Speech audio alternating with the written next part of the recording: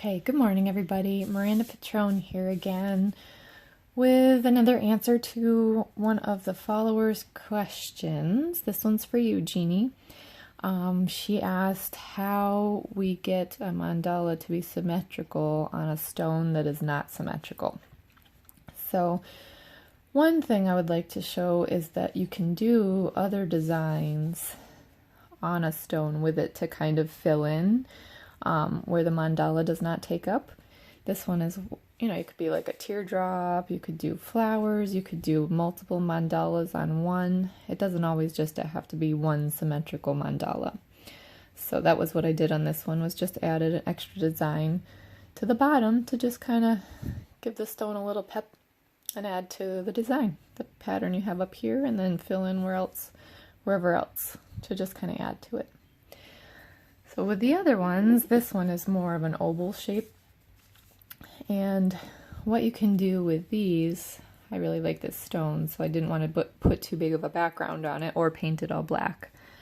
So you can I just eyeball it after years of doing it, but really what you could do if you're just starting out is get a tape measure. I get a flexible one like for sewing, and just kind of get a general estimate of the size of your stone. So this one is just under 4, so 2 would have been my center, and then just about, 3 this way, so 1.5 would have been my center, which, as you can see, both of those ended up in my center dot. And so I would have just marked that with a pencil and started with a compass. So this is a compass. I'm sure most of you know what it is. We had to use them in school, but it helps you do a center point, and then you can just rotate it around to draw your circles on your stone. See how it's drawing a circle? It's difficult under my camera, I apologize here. But then that's how you get your background. So when I found the center point on this one, I just put the sharp end of the compass in the center and put about the size that I would want for a background, because I still really like this stone. I didn't want to cover it all up. So that was about the size I did for this background. And then I just filled it in with a color paint for the background. This one was a royal purple. And then I did my design on top of that. So it helps you stay symmetrical if you have some sort of confines of a shape for your circle. So I have a stone here today that is not, I just painted the front black so it would be easier for you to see.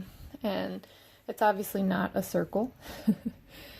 And like I said, I usually just kind of eyeball where I would want the center to be and give about the size, so you can kind of experiment with the compass if you move it around the stone to see where it's going to lay on that stone. So that was where I chose for that center. So we'll measure it first. But see, you can also use your measuring tape, like I said, and this is about 4 inches across. So yep, my dot is there, my 2 is right here. And then it's about 3.5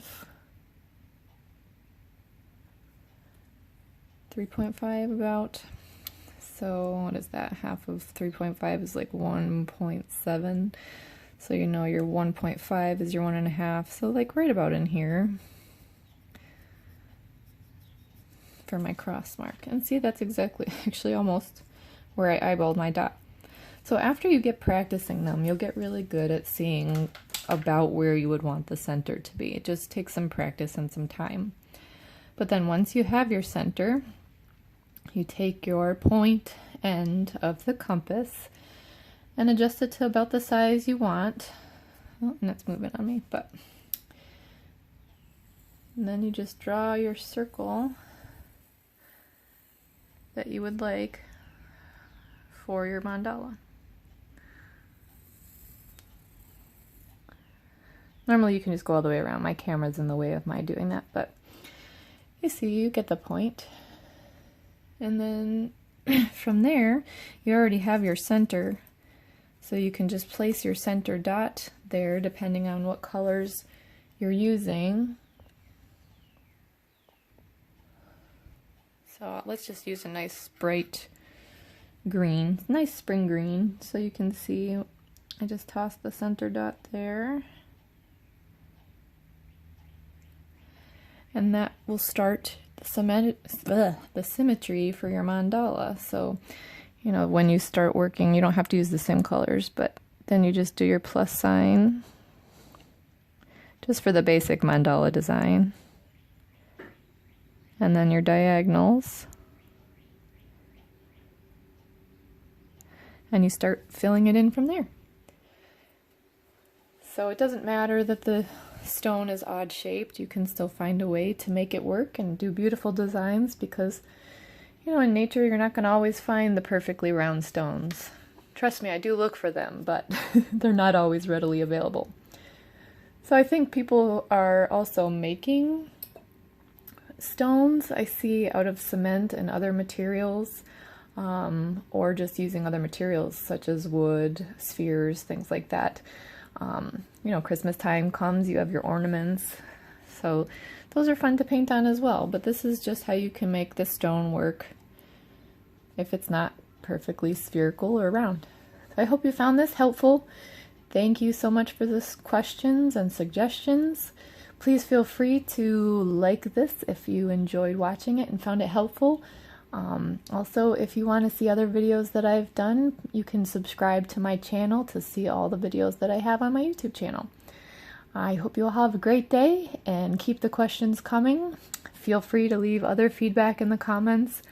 I think it's great to give constructive criticism as well, because, you know, we're not all perfect, and I'd love to hear what kind of ideas you have. I think on one of the other videos I accidentally said, like, Craft Smart paint came from Walmart, and somebody mentioned, no, it doesn't. So they were right. I was off on that, so I apologize for that. But, you know, it's how we get the facts out there and find out where we can get our paints and use these type of tools that we have. So let's communicate. All right, so with that said, I hope you all have a wonderful day, and I will get this up as soon as I can. Have a great day.